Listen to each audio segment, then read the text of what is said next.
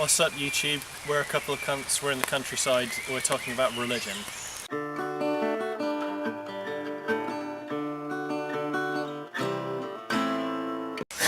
So, Yeah. religion. I can't believe we're doing two potentially controversial topics in a row. Just gonna put this out there for anybody who's watching this and is a little worried of the directions we're taking. Next episode will just be 10 minutes of dick jokes. Yeah. Last time we did an episode on the British government, which again had the potential to offend quite a few people. And not to go massively off topic straight away, but I just want to sort of do a little epilogue to that.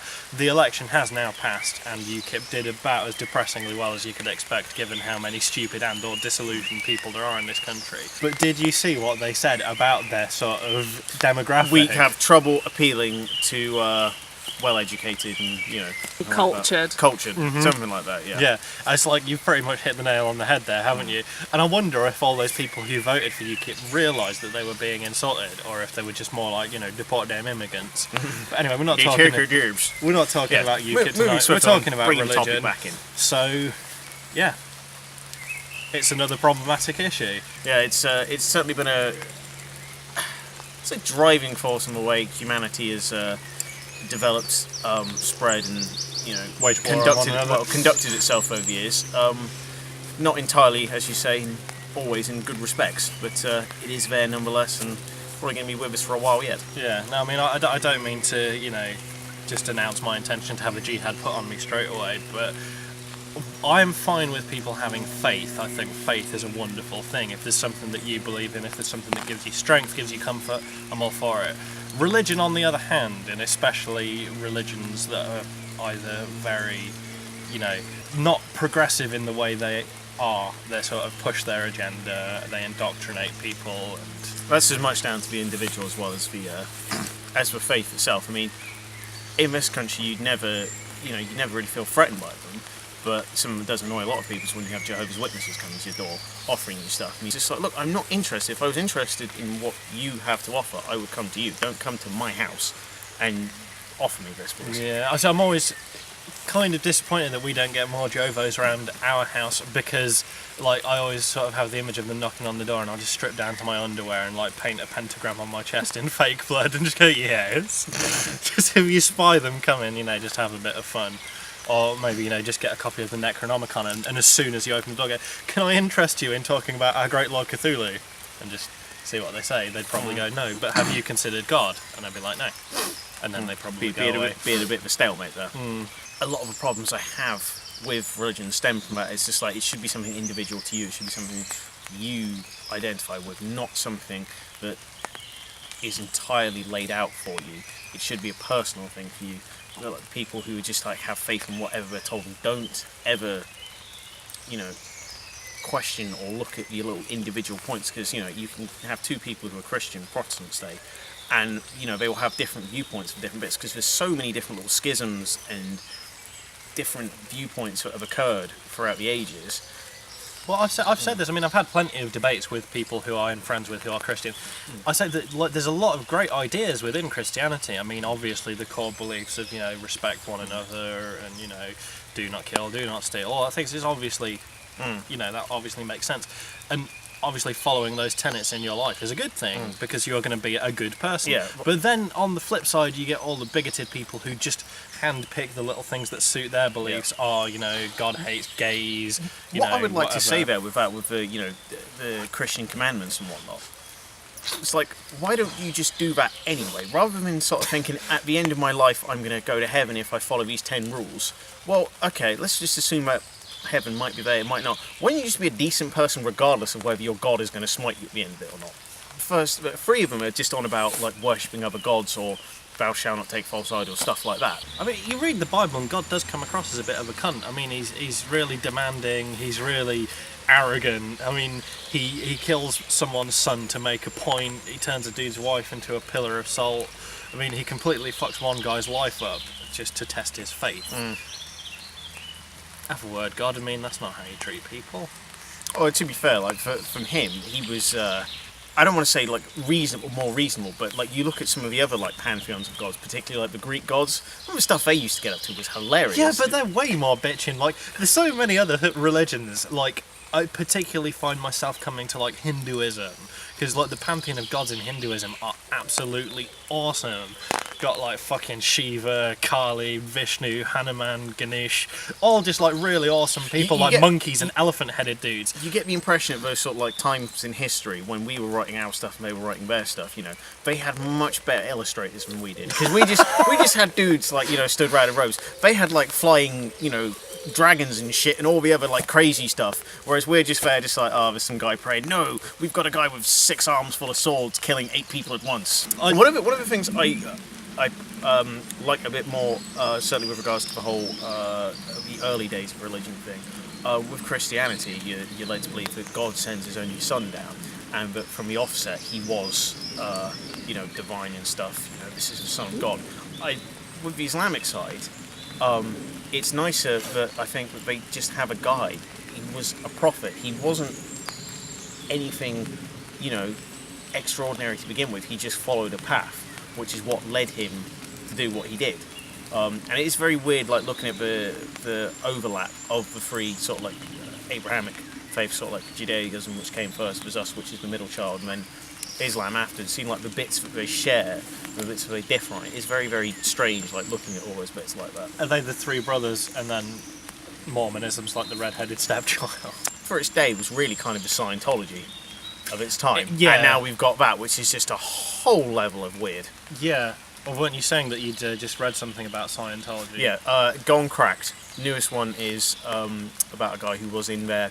It's called something like their Star Defense Force or something like that. Something weird, or Star Navy, I think it is. Wow. Some kid gets indoctrinated in. It's mental. I do like. I mean, obviously Scientology is bullshit and it's really offensive and anger-making, but I can't help but be slightly interested by a religion that has something called the fucking Star Navy. But no, that's how they get the kids interested in it, and then, you know, essentially screw them. It kind of seems to me there's a bit of a pattern where there'll be a new belief system, which to begin with, there won't be enough interest in it, there's not going to be very many people, and it's not even going to be regarded as anything, it's just going to be on the fringes, no one cares about it. Then as soon as it starts getting more and more followers, gets more popular, it will then be regarded as a cult and kind of dangerous, and then after so long, it will just creep into being mainstream religion, and it will just be widely accepted. If you think about it, sort of like, you know, how we're seeing with Scientology, nobody really cared about that to begin with.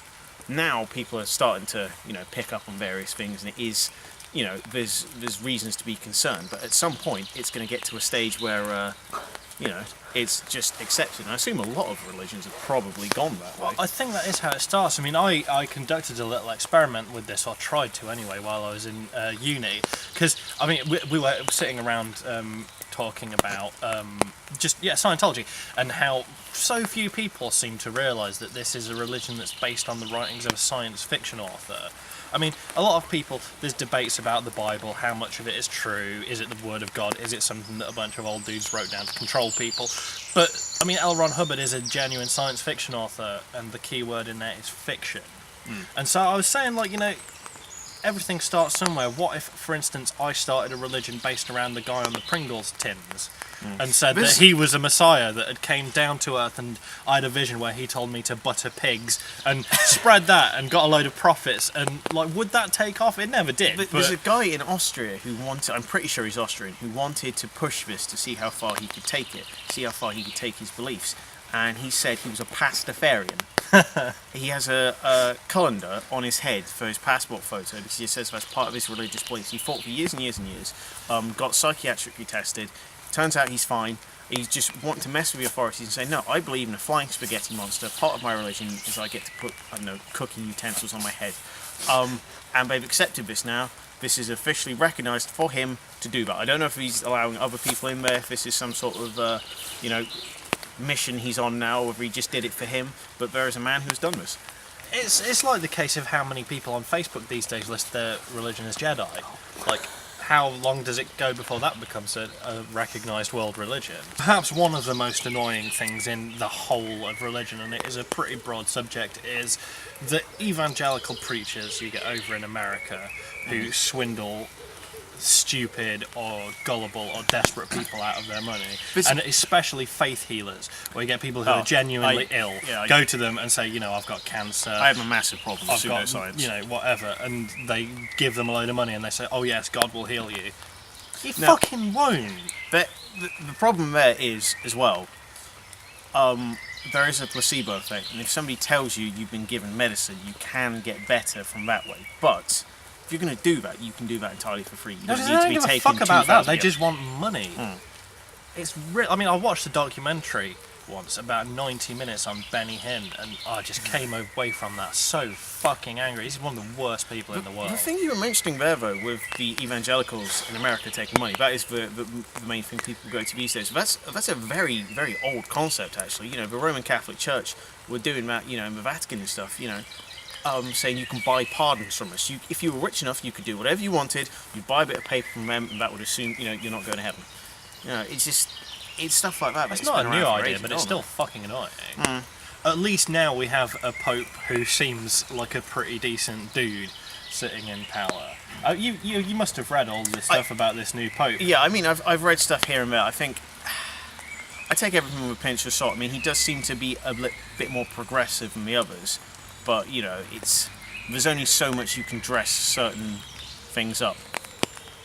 Yeah, I've realised that, but he's still a dude who's going to go down into the slums and, talk to the sick people. He gave up the Pope throne to sit in a humble chair. To be fair, he's doing a tour around the Middle East at present. He's in Jordan, I think, or at least was, and he's talking to people there. Like, I like that the fact he's going into countries you wouldn't necessarily associate him with, to engage with people. He's taking more affirmative action, and he's got more of a human touch than, any of his predecessors up until John Paul, and possibly even him as well. There's a good section in one of Dylan Moran's live shows. I can't remember which one it is, but he's saying how religion's basically formalised panic about death.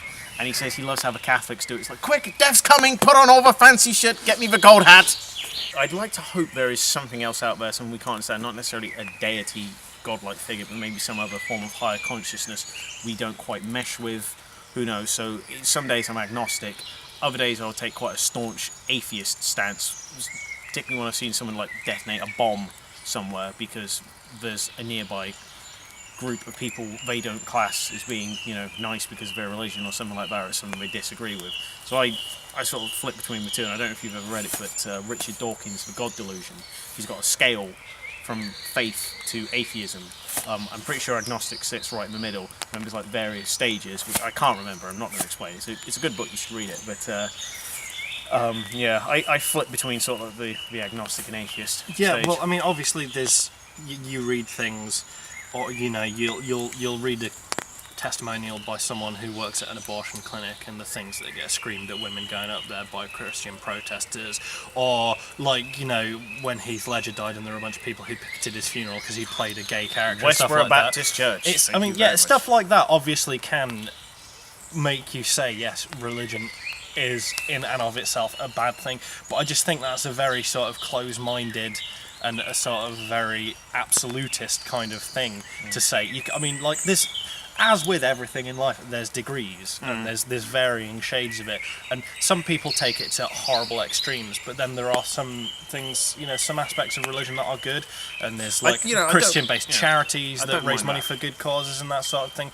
So I would never call myself an atheist, but yeah, definitely agnostic, and sometimes I do slide down the scale of cynicism. But something I saw once, somebody said, this is me, this is what gives me the inspiration to go on every day. Without this, I couldn't do it. And there was a response to that, and somebody just put, look, I honestly feel sorry for you, because if you can't be inspired by the amount of literature, art, film, music, theatre, so on and so forth in the world, without this, you can't look around and see, fuck's sake, nature and shit. If you can't be inspired by this in some way, then, I almost wonder, are you with your eyes open? Are you looking at the world? Or are you just reading a book and hoping that's going to give you all the answers? Because, you can get a lot of good answers from a good book, but you're never going to get everything you need from just one book, which unfortunately a lot of religions just are based on. Well, we've been a couple of cunts in the countryside. If you enjoyed this episode, like and favourite, share and subscribe. Check us out on Facebook and on Twitter. If you didn't enjoy it, I can understand completely. Religion is a very tricky subject, and we're bound to have offended someone here, so sorry, but we believe what we believe, you believe what you believe, deal with it. But feel free to suggest a topic for us to talk about next time, and we'll see you then. Remember, Jesus may love you, but I think you're a cunt.